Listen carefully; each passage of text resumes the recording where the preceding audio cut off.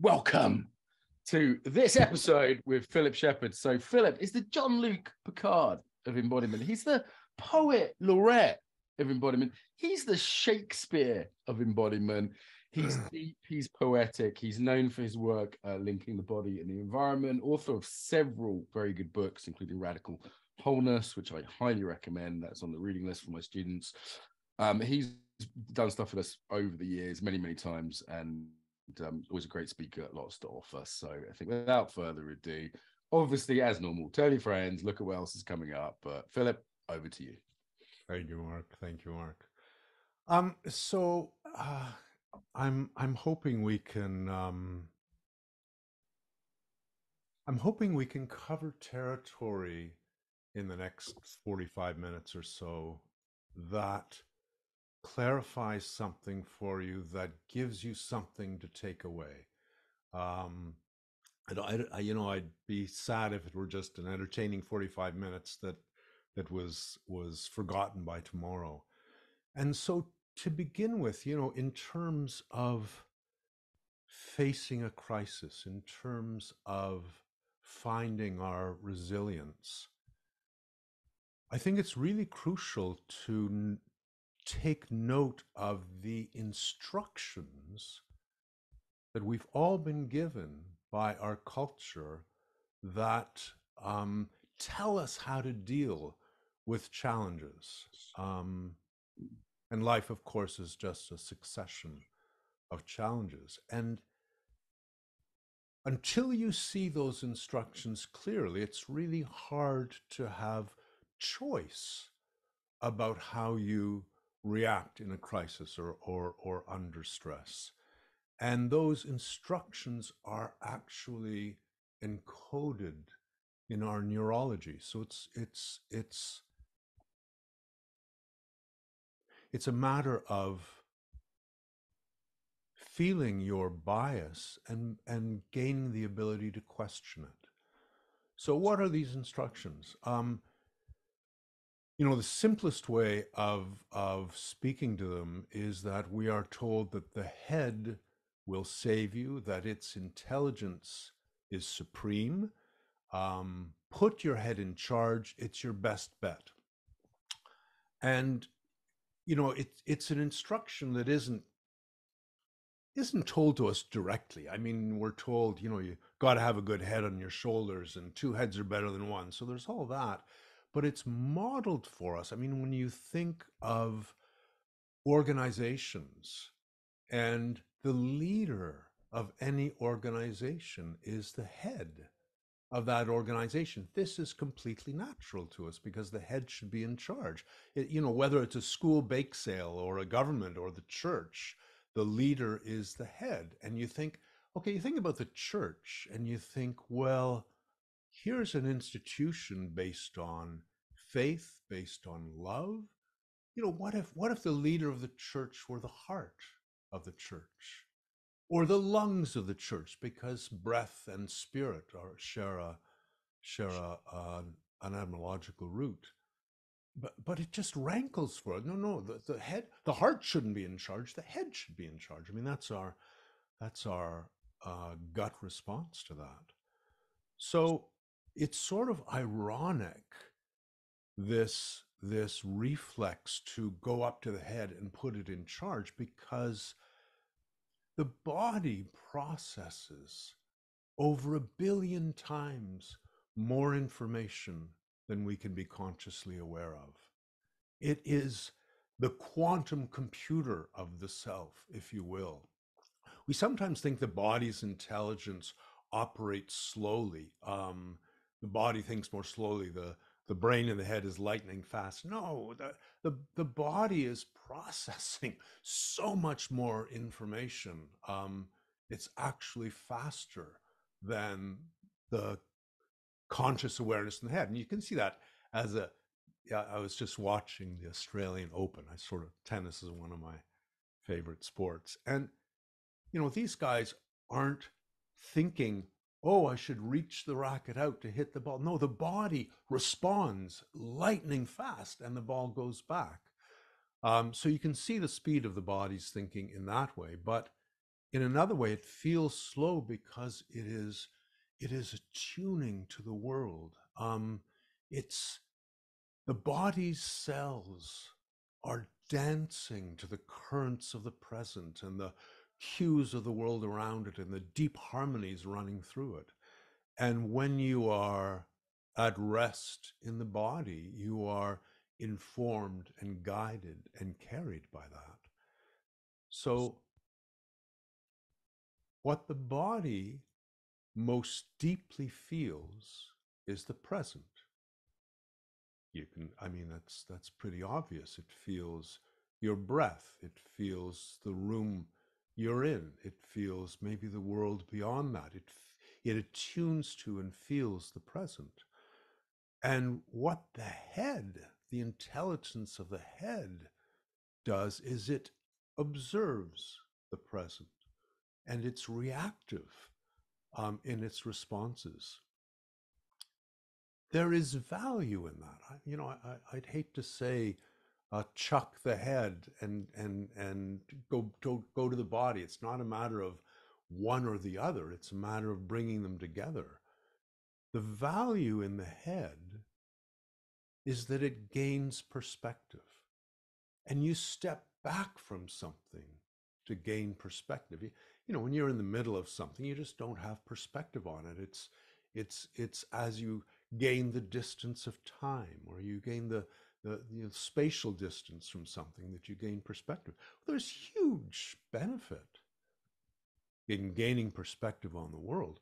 But if you're living in the head, that means you're always at this distance from the world. It's like I'm in here and the world is out there, and you're trying to notice the world in a way that shortchanges your ability to feel it.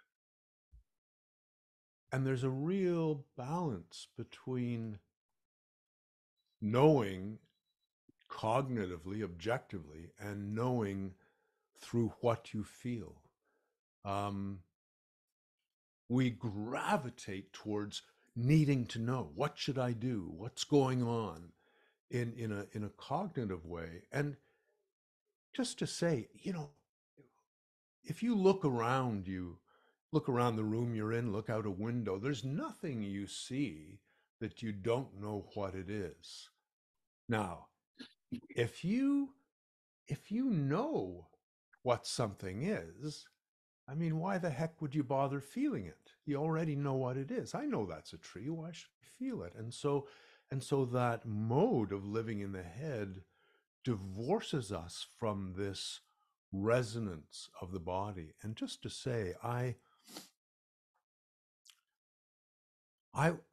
feel the body as a resonator. I think that's its prime intelligence, is its ability to rest in the world and resonate to it and find guidance there, to be deeply, deeply informed. And when we go into the head, we just stop feeling the present in that way. And what we're locked into when we're in the head is this state of reactivity and second guessing and doubts and anxieties. So it's sort of ironic to me, anyway, that our culture tells us to anoint this fragment of our intelligence as the sole ruler of the self, rather than trusting the whole of our intelligence. And to come back to the whole of your intelligence is also to come back to the present. So, we want to think of an intelligence as something that is enclosed. Well, that's true to some extent of the intelligence in the head, but the intelligence in the body is permeable. It is available to the world. I think one of the qualities that most facilitates the awakening of the body's intelligence is its spaciousness. So your body can feel constrained and constricted. You know, you're driving through rush hour traffic and you're late for a meeting, and you know how the body gets contracted in that state. You lose the sense of its spaciousness. Or, you know, by contrast, you're walking on a beach on a sunny day with a light breeze, and the spaciousness of that day is felt within the body. And like a singing bowl, it's the body's spaciousness that enables the world to be felt not just out there, but inside. So whatever you're looking at can be felt inside. Whatever you're processing is felt in the body. And it was a great relief to me to discover a culture in Africa, the Anglo-Ewe. And they speak of their senses with a term sesililame, which means feel at flesh inside. So they hear from the body. They feel the sounds of the world in their body. They feel the sights of the world in their body. And that, you know, they'll have a word. They do have a word that means to hear from the ear. But for them, that's not real hearing. Real hearing is to feel the sounds of the world in and through the body. So to understand, in that sense, the body as a resonator that allows you not just to notice the present out there, but to feel the present living in and through you. It's a departure from our understanding of the body as a thing with muscles and sinews that moves. But I think it's the second stage of embodiment for me. So to me, the first stage of embodiment is one in which you are becoming aware of the body in ways that have been darkened by our culture, by trauma, by whatever, by just the need to survive. And we lose the breath in the back. We lose a sense of the pelvic floor. We lose our legs. You know, in our culture, our legs become prosthetics. And the legs teem with intelligence to drop down to the legs, to drop down to that intelligence and allow the legs to show you how they feel this present moment. It's a revelation. So the body attunes to the world, and to understand it as a resonator will move you from that first stage of embodiment where you're just coming back to where you can feel the body through the process of integration where you're noticing energies that are trapped and held. Any energy that is held in the body is unintegrated.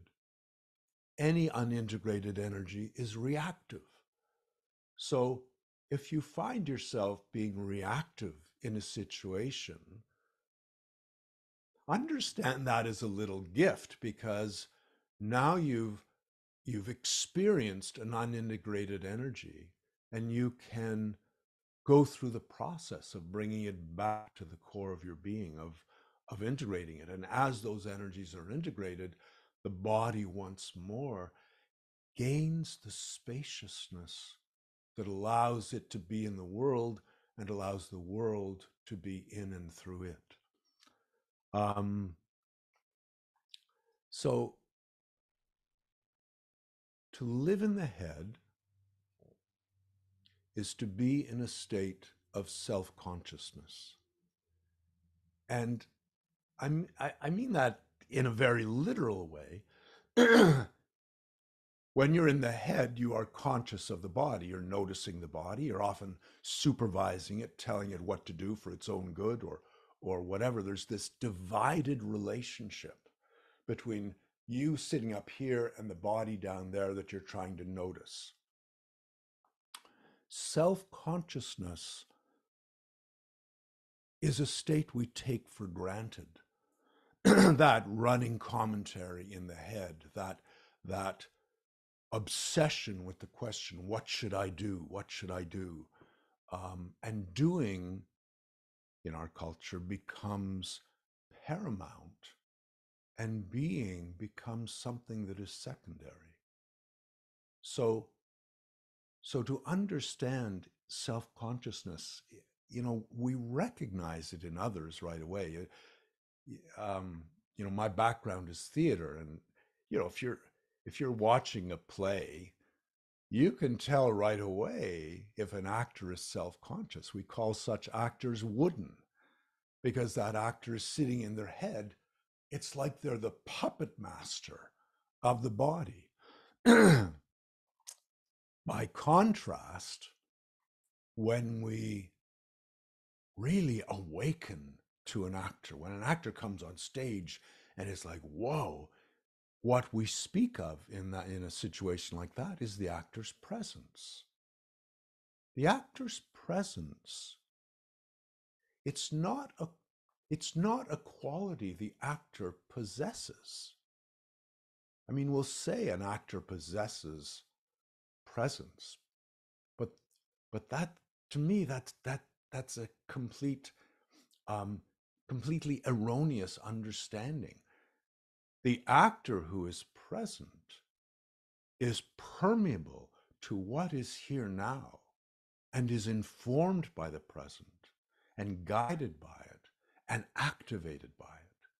So when an actor is truly present, their body is responsive to the present, and we sitting in the audience ourselves feel present by virtue of that.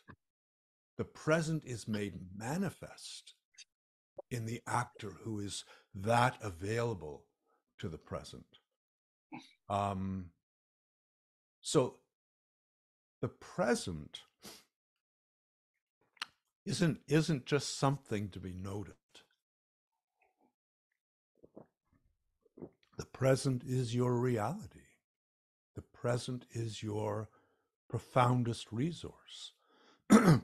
So in our culture, when we are, in a time of stress, the tendency, and I'd invite you to reflect on this for yourself. Is this something you feel happen? The tendency under stress is for our energy to go higher and higher and higher. And we are following that cultural instruction. Put the head in charge. It should be, it'll take care of you. It'll figure this out. And of course, the intelligence of the head, when it's dissociated from that of the body, is a mere fragment of what is available to you. To drop back into the body, to reunite the intelligence of the head with the body, is also to come to rest in the present.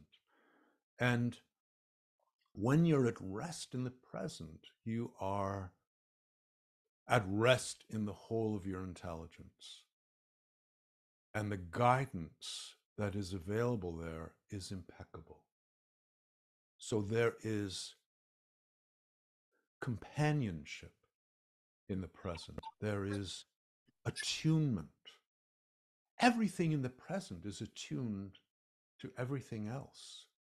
Everything feels everything else. There is in the present an expansive calm. And by dropping into the body, you join that companionship, that attunement, that deep resource of calm. I mean, you know people in crises who suddenly get very calm and just go and do what is necessary. They are fully present. They're not reactive. They are fully present to what is here. And, to me, that ability to join the present is the foundation of resilience. Resilience, like the actor's presence, isn't a quality that you possess. It's not something that is held in isolation from the world. Resilience comes in partnership with the present. And the opposite, just to say the opposite of that clarity that comes with being fully present, is to be stuck or caught by that question, what should I do? What should I do now? What should I do here? And that, you think back to the actor on stage who's self-conscious. I mean, that's the question that is guiding him. Oh, what should I do now? Oh, here's my anger reaction. And oh, and when they say this next line, I have to look sad. I mean, that's an exaggeration, but doing is paramount, and being is almost suffocated for want of oxygen, for want of awareness. I recently watched Top Gun with my daughter as a bit of fluff, and the Tom Cruise character in Top Gun had a sort of protege that he was helping along, and he kept saying to the protege, "Stop thinking." And it's a simplistic instruction, but eventually it made its mark on this protege. There's an Aleut elder, Ilarion Merkuliev, who wrote a book, Wisdom Keeper, I believe it's called. He talks about the ability as a child, as a 7-year-old, to go for hours without one thought going through his head. And what he says is, we've come to believe that true intelligence is about organizing our thoughts. And he says, no. True intelligence is what happens when there are no thoughts going through your head. And let's just dip into that for a minute. In that state of attunement, when you feel your body as a resonator, when you feel the spaciousness of it, and you land in the present, on the earth, in your body, you are being informed with a subtlety and a richness that will defy your ability to put words to. That's the intelligence of the body that carried us as hunter-gatherers through 200,000 years. Hunter-gatherers feel the world around them. They feel the movement of animals through that world. When they need water, they feel where they can find it. When they need medicine, they feel the plants that are offering it. They're not cogitating and categorizing. I mean, I think of the foolishness of our culture that says, of course, these traditional cultures had a great knowledge of medicine and plants, because over thousands of years with trial and error, that's the sort of knowledge that you can tap into. And I'm thinking, trial and error, that's all we know, because we can't feel the plants. But can you imagine trial and error in a traditional culture where, oh, John has a headache. Now, what plant haven't we tried for headache? Here's one. We haven't tried this. John, eat this. Oh, no, John died. Let's cross that off our list. Now we have another 200 plants to try for headache. Who else has a headache? It's absurd. No, they feel the gift that the plant is offering in their need. So the journey to resilience, for me, is one that brings you back to the body and back into the harmony with being. So I think it's worth bringing our awareness to being and seeing if we can characterize it. If you can characterize being, then those are the characteristics that will show up when you give your allegiance to your being, when you let go of needing to supervise it and allow it to attune. So I think for me, there are 5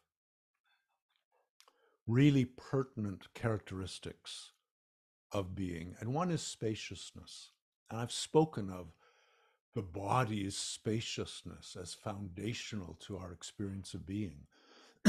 But excuse me, if you hold a diamond in your hand and here's this dense solid thing, it's 99.9% empty space.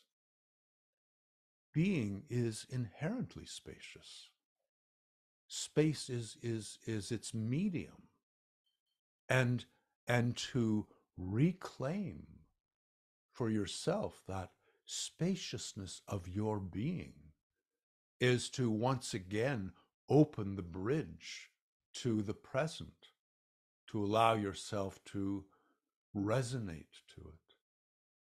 So spaciousness is one quality of being. Fluidity is another. We make a sort of epistemological error, I think, in looking around us and seeing only objects.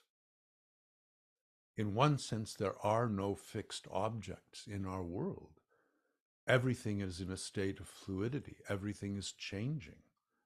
I mean, that's patently true of anything that is alive, but a stone is changing. It's changing more slowly, but a stone is essentially fluid. Being is essentially fluid. It is a process. You are essentially fluid. You are 65% water.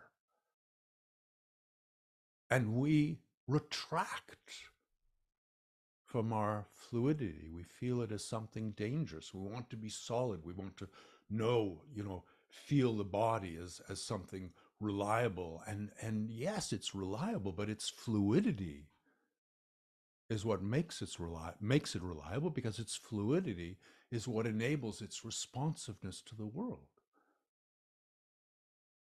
The second or the third of these qualities is groundedness.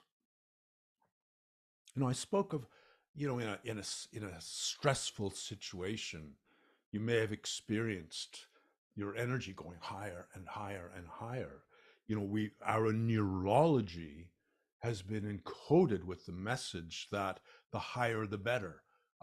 This is where things, we can take charge of things and control them. What happens over time as this message seeps into us is that the legs become experienced as prosthetics. They perambulate us around. We are earth beings. I mean, human being. You look at the word human, it means humus, it means earth. We have named ourselves earth beings, and we have forgotten that we are earth beings. And this cultural tendency to rise and rise and rise shows up in our desire to raise our consciousness.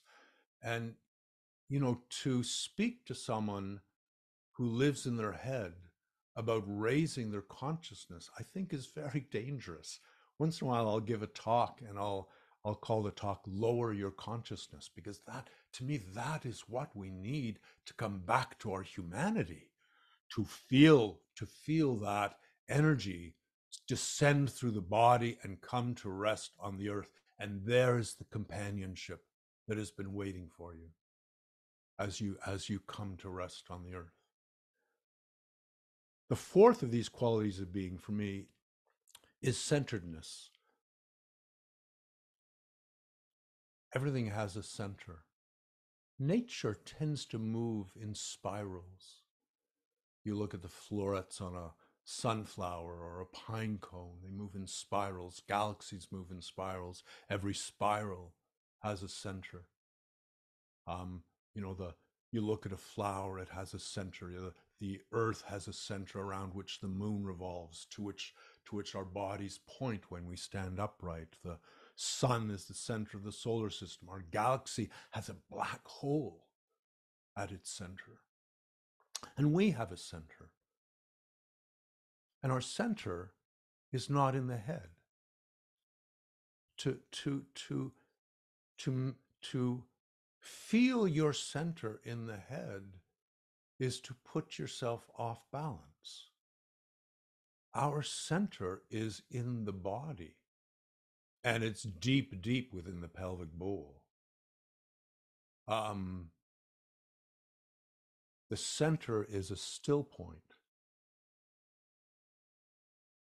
That still point, like the stillness of a pond, will show up the slightest, subtlest currents of life around you. You will feel the subtlety of the world around you from that still point.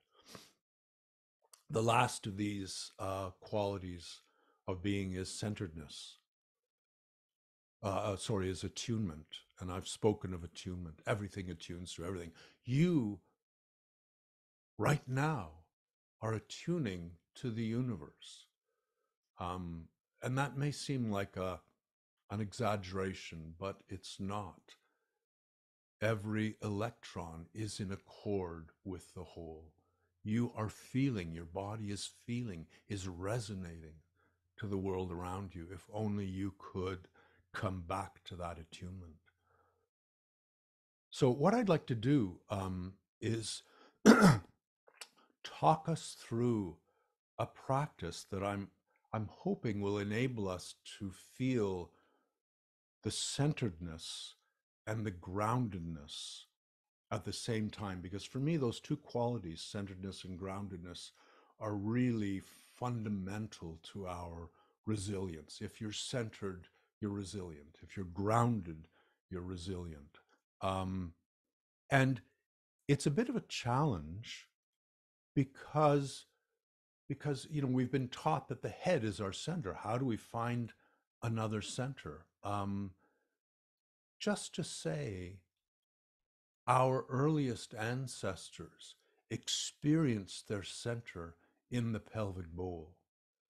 And that journey from the head back down to the pelvic bowl is utterly natural. Centeredness and groundedness support each other. When you are grounded, it's so much easier to maintain your center. When you're centered, it's so much easier to feel and attune to the earth. So let's begin by differentiating between centeredness and groundedness. Groundedness is about the body's energy.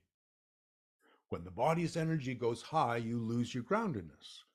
Conversely, when the body's energy settles and comes to rest on the earth, you're grounded. Centeredness is something else. To me, centeredness is about where is your awareness centered? When you're aware of the world, are you aware of it from the head? Are you aware of it from the heart? Are you aware of it from the pelvic bowl? Your center of awareness has been trained to be in the head. And let's see if we can invite it back down into the body. So let's give this a try. I'd love you to begin by feeling the pelvic floor, and it may be something very familiar to you. You may already have worked on it and feel it. If you have difficulty feeling the pelvic floor is at the very bottom of the trunk. And if you give a gentle cough, just like that, you'll feel the pelvic floor activate to support the cough. So to feel the pelvic floor, You begin to feel the cough, and then allow your awareness to grow, become more and more sensitized to the pelvic floor. You may begin to feel your breath there. And it's a process of trusting the subtlety of your awareness. The pelvic floor is the ground of your being as I experience it. And there is such subtlety. So to feel the pelvic floor and allow, so you're not taking charge of it to know what it is, you are letting it show you its life. And so gently, gently, bring your awareness to the pelvic floor and let it show you its life in this moment. So bring the whole of your awareness, if you can, to that life. And it will respond to that awareness. It will grow in its sensitivity. And I'd invite you to play with the center of your awareness. So place the center of your awareness in your head for the moment and allow the phrase, I am here, to just gently repeat in your head, I am here, until you feel yourself centered there. And the most important part of this is notice how that feels. And there's no right answer, but it's so important when you're completely centered in the head to notice how that feels. And then let the center of your awareness release and feel it gently drop down. And that phrase, I am here, drops with it. And it comes to rest in the heart. And allow that phrase to gently repeat. Gently, gently. I am here. I am here. And it's repeating in the heart. And it repeats until you feel your center of awareness in the heart. You are aware of the world from the heart. You feel the world from the heart. And notice for yourself how that feels. It's likely very different from the awareness in the head. Discover what it is to feel the world from the heart. And then allow that phrase to soften and drop down through the body. And the phrase, I am here, drifts down through the body until it arrives just below the belly button, sort of the center of your body, the second chakra. And feel the phrase there and allow it to gently repeat. I am here. I am here. I am here. Until you can feel the world from that center. And let it be subtle. And let it be gentle. And feel yourself attuning. And notice how that feels.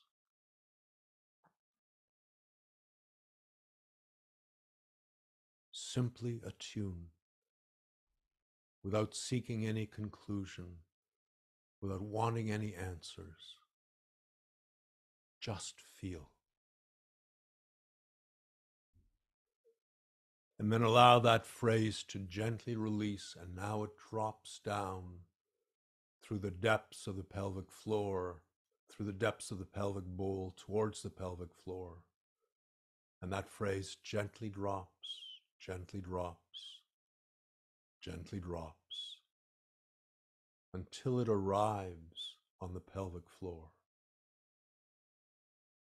And once it arrives there, it gently repeats, I am here. I am here. I am here. And allow it to repeat gently until you feel yourself centered on the pelvic floor. And notice that you can feel the world from that center. You can attune from that center.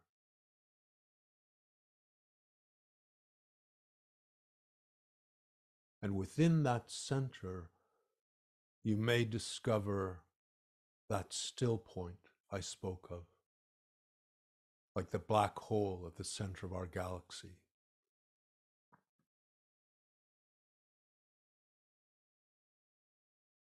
And there is a stillness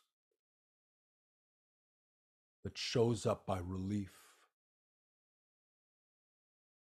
the life of the present around you.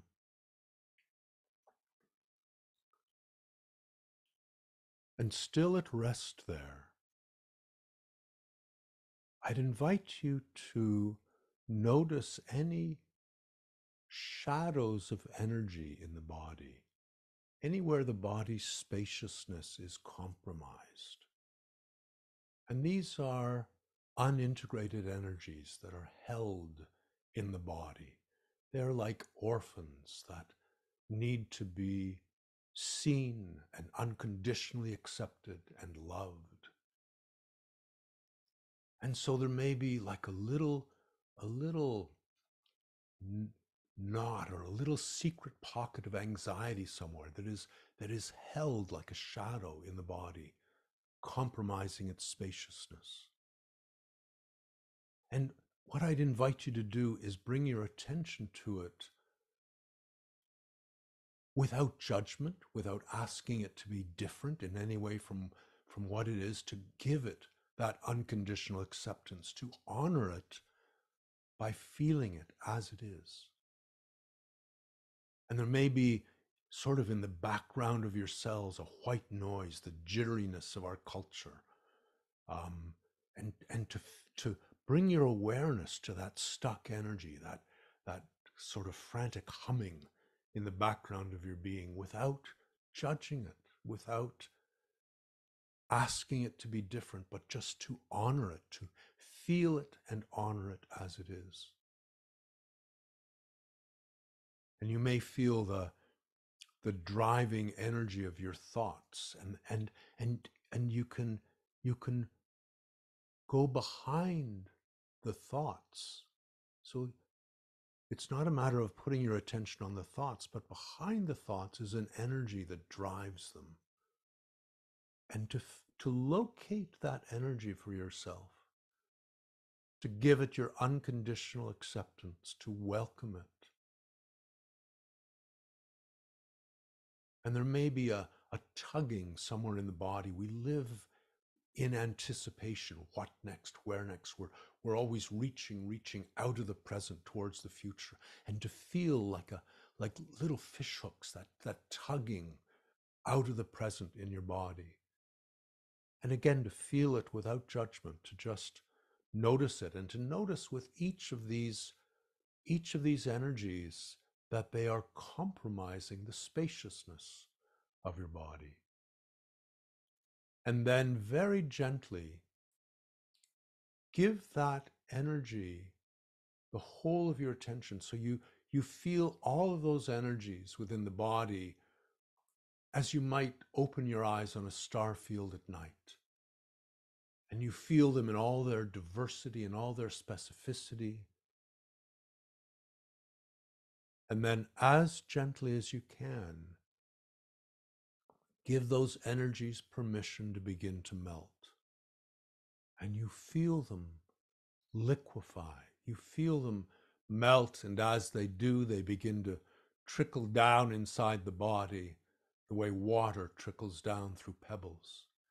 And you feel that energy just descending. It's descending in a cascade down through the body, down through the legs, and you feel the first little trickle arrive on the soles of your feet, and it pools inside your feet. And those pools grow, they rise as that energy is descending. They rise inside your legs like a tide, and still you're noticing anywhere the body's spaciousness is compromised, and you're giving that shadow your love, and you feel it melt under that influence and descend. And it descends in a cascade, washing down through the body. And in response, that fluid energy rises inside your legs, rises eventually to the pelvic floor. And still you're noticing anywhere the energy is a little stuck, a little caught, a little held. And you give it your love, and you feel it soften and melt under the warmth of that love and descend. And it descends, and that fluid energy rises eventually to the top of the pelvic bowl.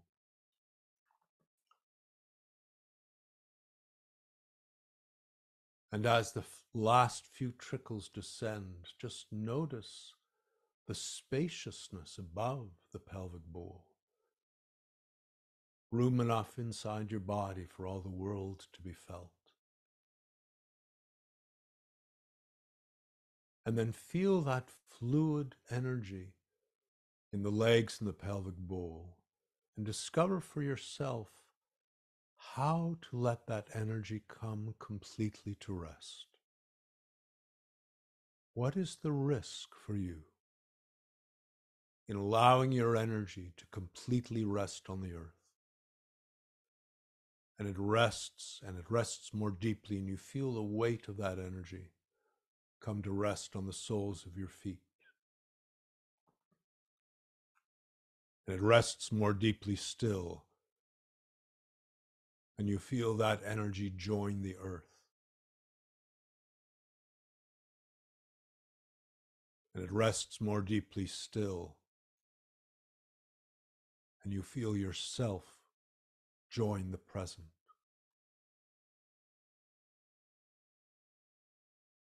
And as that energy comes fully to rest on the earth, allow that phrase to return to the pelvic floor. I am here. I am here. I am here. So that you're aware of the world. You're feeling the present from the pelvic floor. And you can feel how that awareness is sustained by the groundedness of your energy at rest on the earth.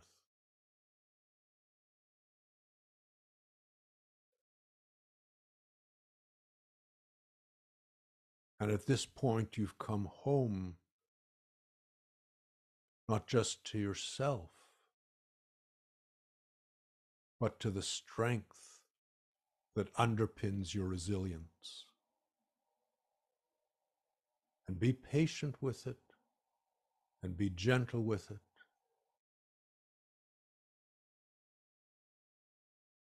And I'm hoping that you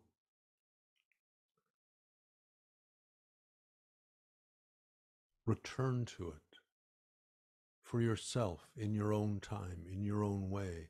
It is a skill that we have been deprived of in our culture.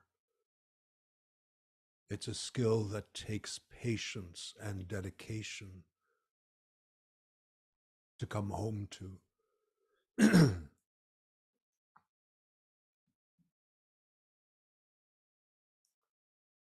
But to come home to yourself in that way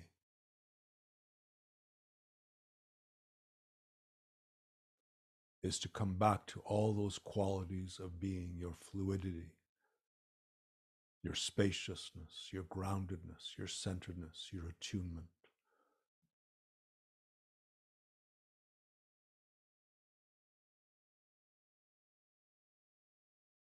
At rest on the earth, at rest in the body, at rest in the present.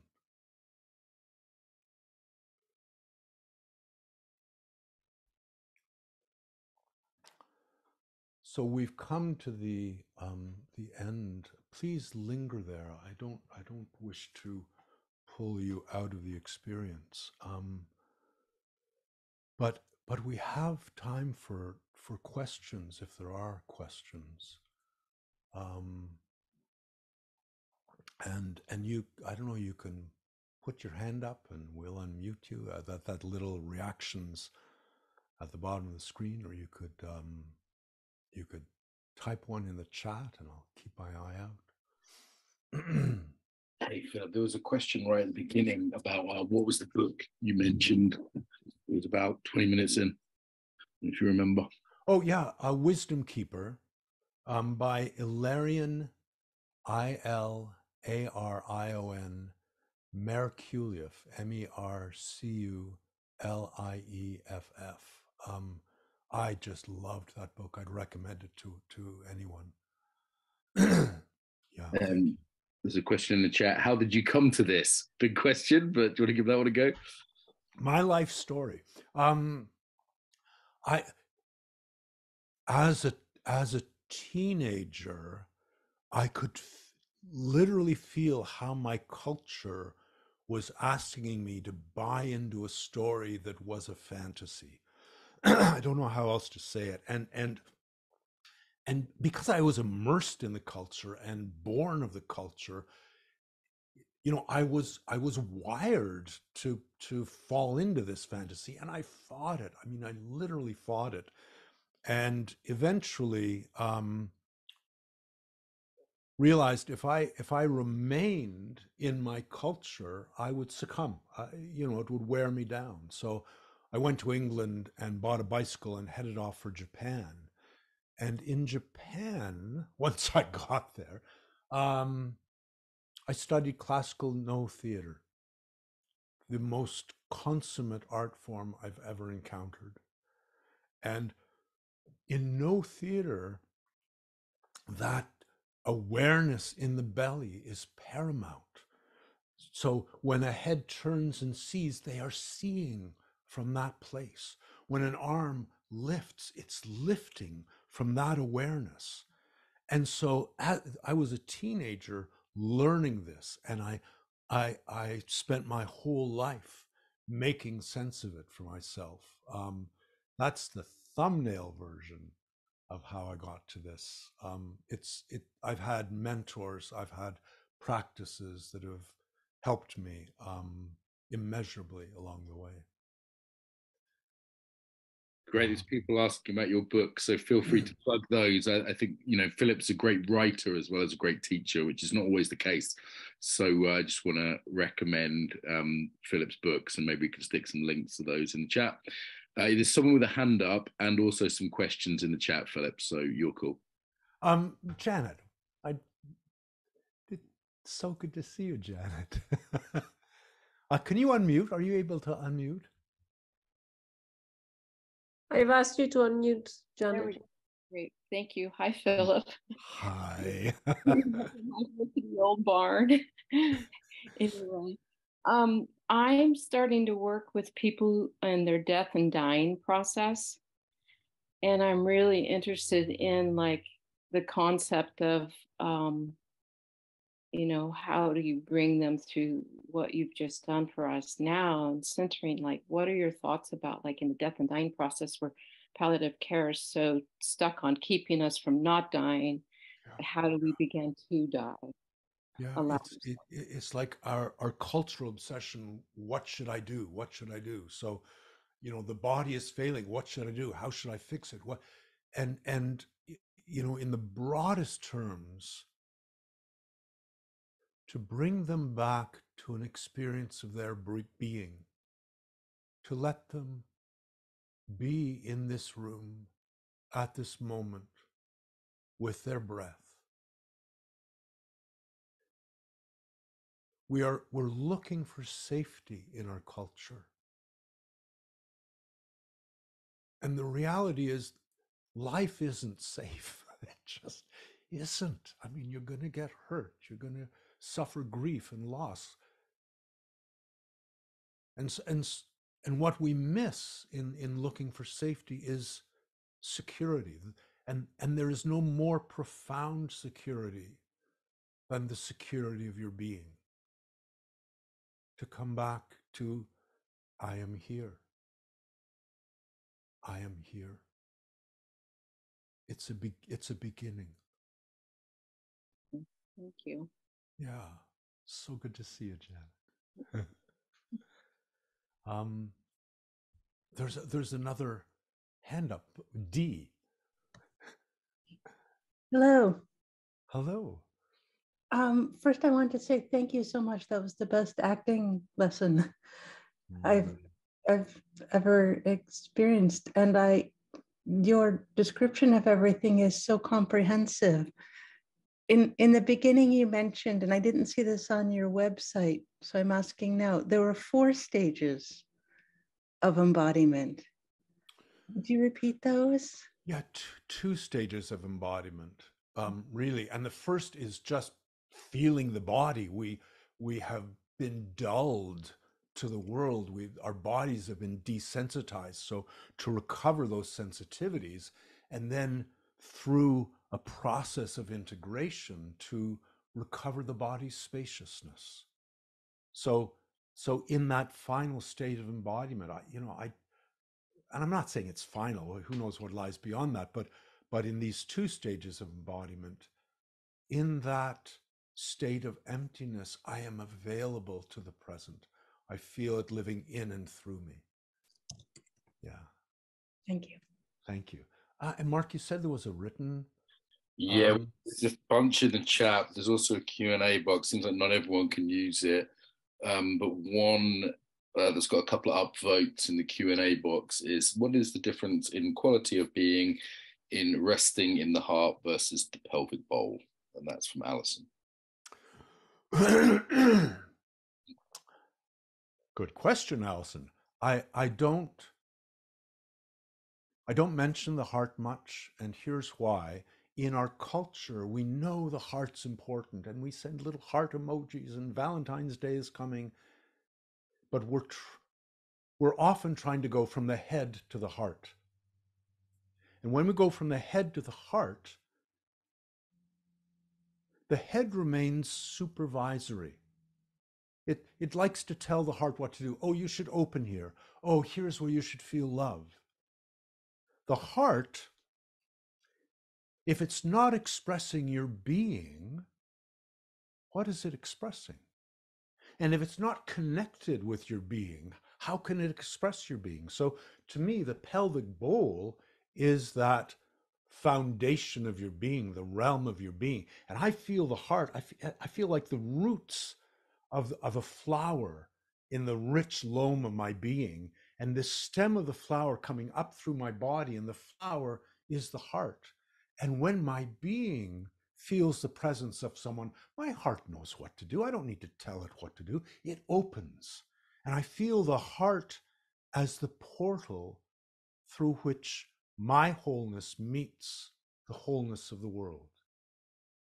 And if I'm not in my wholeness, we are asking things of the heart that it's not being supported to do, and it becomes unsteady and vulnerable. To root the heart in the being, then the heart has everything it needs to open to the world. Yeah. Hey, Philip, I think we're going to have to move towards wrap up here. In terms of unanswered questions, there's lots. So would you come on our Facebook group, Embodiment Unlimited, and we could do a little extra Q&A there? Oh, yeah. I know you usually Facebook, and you've also got an Instagram as well, haven't you? Well, I don't have a phone, so I don't know how to explain I don't have a phone, but I don't have a phone, so I don't have Instagram. Okay, you'll come with us. But you're sometimes on Facebook. Is that a way to ask you questions, or maybe say hello on the Embodiment Unlimited group, and we can do sort of extended Q&A there? Yeah. Now, should I do that now or? Yeah, just put hello. This is Philip. Great session. Nice to meet you. And then people can ask their questions there. So I'm heading to. We like to keep boundaries. Yeah, I'm heading to Embodiment Unlimited right now. Awesome. Thank you so much. I also do questions on Instagram, should that be your preferred thing. Thank you very much to Philip. I knew it wouldn't let us down. I just kind of like let it waft over me like a kind of deep, gentle wave when Philip's on. So I hope you guys have enjoyed it too. Lots more great stuff on today. We're halfway through my favorite day of the conference. So there's Philip. Patricia is on next in an hour. Patricia Gire, she works a lot with trauma, works a lot with women. She's doing something especially on voice. That's our Patricia from Mexico. David Baselli, one of the big names in trauma, thoroughly entertaining and uplifting, even though he talks about trauma. Probably get a chance to do some shaking. Amanda and I will be having a geek out about neuroscience this evening. And then Alana Stefani from Germany. Crazy, awesome, lovely this evening. So lots of good stuff on. If you're interested in becoming an embodiment coach or adding that to what you do check out the certificate of embodiment coaching. We've got a special offer on that for, I think, another week or so. So it's no mad rush, but you can have a look at that. Take your time, see if it's for you. Maybe Virginia could stick the link in the chat for me there. And let's put Philip's website up again. If you want to have a look at his stuff. Whew, I should mention I'm coming to Europe in June, and if people log into the website, the workshops are being posted there, so they'll find them. They're not all there at the moment. Any UK plans, Philip? Yeah, UK and Ireland as well. Yeah, thank you. Lovely. Philip, thank you so much for joining us. Everyone, thank you. Next Such a pleasure. Thank you, one and all. Take care. Bye-bye.